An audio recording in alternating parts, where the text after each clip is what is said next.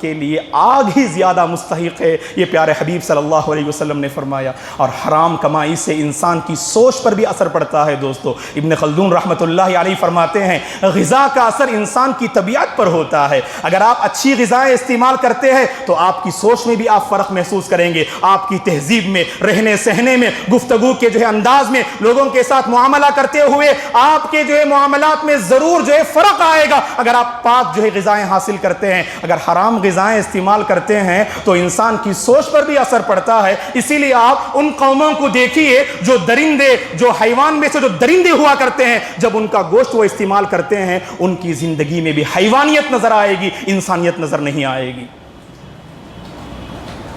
اور اسی طرح ہم میں سے بہت سوں کو یہ شکایت ہے دوستو، زندگی کے کسی نہ کسی معاملے میں ہم مصیبت و آفت کا ہم سامنا کرتے ہیں، اللہ ہم سب کی حفاظت فرمائے۔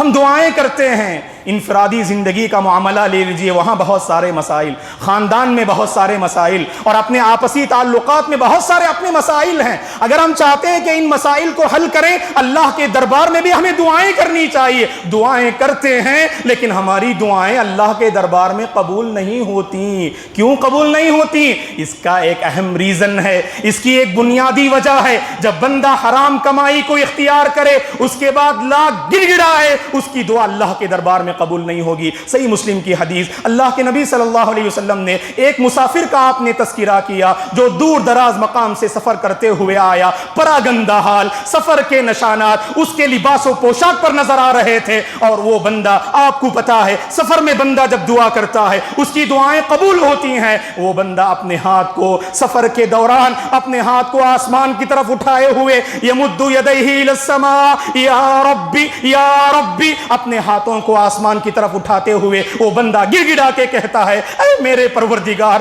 اے میرے پروردگار۔ لیکن اللہ کے نبی نے فرمایا اس کی دعا کہاں سے قبول ہوگی؟ اس کا کھانا حرام، اس کا پینا حرام، اس کا پہننا حرام، اور اسی طرح سے جس غذا سے اس کی پرورش ہوئی ہے وہ غذا بھی حرام ہے، تو کہاں سے اس کی دعا قبول ہوگی؟ مطعمہ حرام وملبسہ حرام ومشربہ حرام وغذی بالحرام فانا یستجاب لذالک۔ ایسے بندے کی دعا کہاں سے قبول ہوگی دوستو؟